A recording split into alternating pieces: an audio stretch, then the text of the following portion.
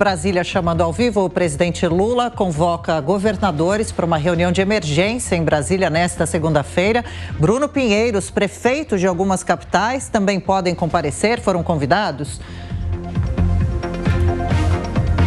Exatamente, uma reunião de última hora, na verdade, viu, Adriana? Essa reunião tinha uma expectativa de se reunir com esses governadores no dia 27. Essa reunião acabou sendo antecipada diante de toda essa ação no final de semana aqui na capital federal e acontece hoje aqui. Luiz Inácio Lula da Silva, que é aguardado no Palácio do Planalto, já que o seu gabinete não foi acessado. Os manifestantes conseguiram acessar ali o segundo andar, o terceiro andar, mas não conseguiram acessar o gabinete do presidente da República. E essa conversa com os governadores é diante de ônibus que ainda estão saindo de vários estados e de vários municípios a caminho aqui da capital federal. O ministro Flávio Dino ontem, em uma entrevista coletiva que durou aproximadamente 50 minutos, chegou a falar que durante uma abordagem na Polícia Rodoviária Federal não tem como segurar um ônibus, já que ele é abordado. A documentação está ok, os manifestantes não estão armados, não tinha entorpecente, não tinha nada, não tinha como segurar esse ônibus, somente quando chegasse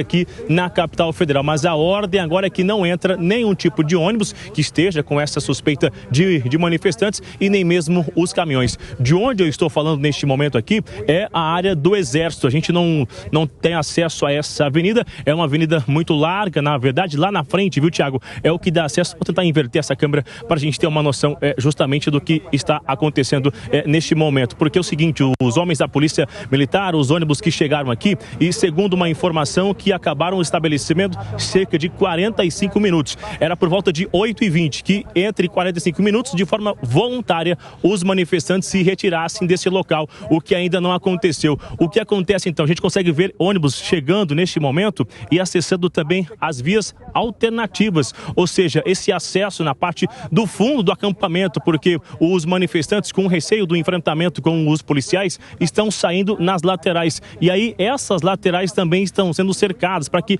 não haja um novo acampamento em um outro local. Essa área é muito extensa. É uma área aqui, à minha esquerda, justamente onde os manifestantes iniciaram lá no segundo turno das eleições um questionamento em relação às urnas e o sistema eleitoral. Aqui a gente observa o efetivo do Exército, estão armados lá na frente, no meio da avenida, a cavalaria da Polícia Militar e são vários ônibus, helicópteros também sobrevoando e essa via segue interditada. Diversos veículos oficiais, inclusive do Ministério da Justiça, já estiveram aqui. Então, se de fato, viu, Tiago, essa informação de 45 minutos, que fosse uma espécie de negociação, não for concretizada, não for respeitada, aí sim haverá então esse acesso da Polícia Militar. A gente vê esse ônibus que acaba vindo novamente da parte esquerda, justamente o que eu estava dizendo para a nossa audiência sobre essas avenidas nas laterais do quartel-general que são interditadas, evitando a saída desses manifestantes. Alguns já foram retirados, já foram saindo de forma voluntária,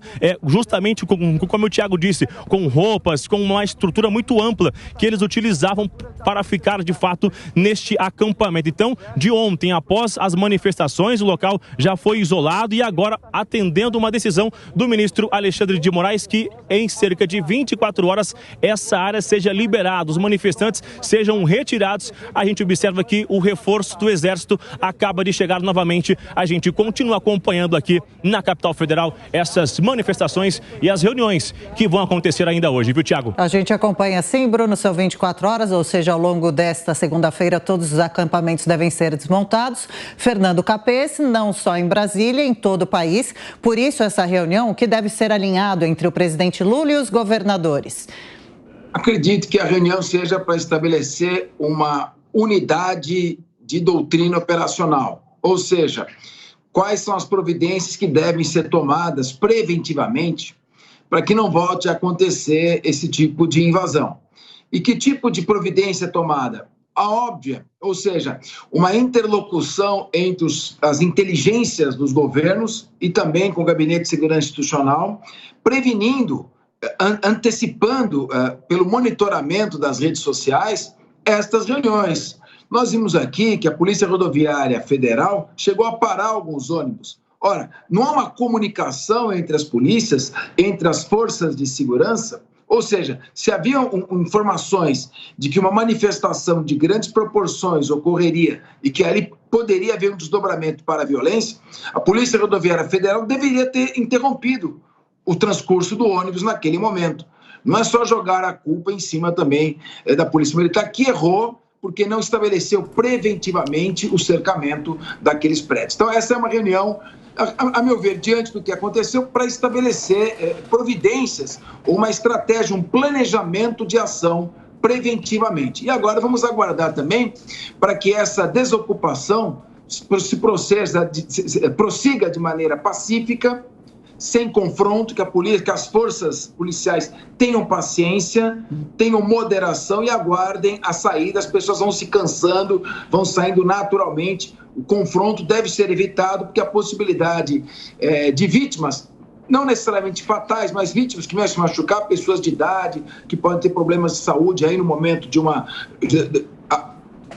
quando se joga um gás lacrimogêneo ou algum tipo de ação mais violenta, é importante que haja, portanto, essa estratégia operacional pacífica de diálogo e de desocupação sem baixas.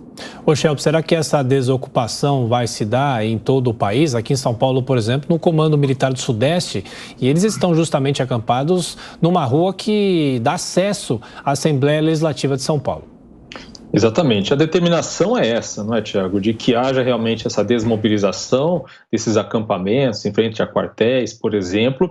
E a gente vê que há, inclusive, uma concordância de muitos governadores com isso, né? Com o fato de que é necessário fazer essa desmobilização. Até mesmo governadores que, nas eleições passadas, se posicionaram contra a eleição do atual presidente. Isso tem um sentido moral, mas tem também um sentido político. Do ponto de vista moral, obviamente, porque não é possível ser conivente com qualquer ato de vandalismo, qualquer ato que possa resultar em violência. E também não se pode ser conivente com a pauta da abolição do Estado Democrático de Direito, ou seja, é algo que é previsto, inclusive, como crime no Código Penal. Mas do ponto de vista político, também porque aqueles que hoje são governadores de direita, por exemplo, e que pretendem ser oposição ou, no futuro, pretendem disputar, inclusive, algum novo posto, inclusive aqueles que têm pretensões presidenciais, eles não podem ficar do lado da criminalidade e do vandalismo. Eles precisam, desde já, assumir uma postura de legalidade para, sim, poder e ter a credibilidade e a legitimidade para atuar como oposição. Então, a gente vai ter oposição a Lula e é necessária essa oposição no Congresso Nacional. É preciso ter a imprensa vigilante sobre os atos do governo e é preciso, obviamente, os governadores atuando em prol de seus estados, mas, obviamente, com um posicionamento político que, em alguns momentos, vai se opor àquele do governo federal. Mas nesse momento em que há um risco à ordem, né, do país, é preciso ficar do lado da legalidade. E é isso, pelo menos, que a gente está vendo até agora. É isso, Shelby. Um dos exemplos é o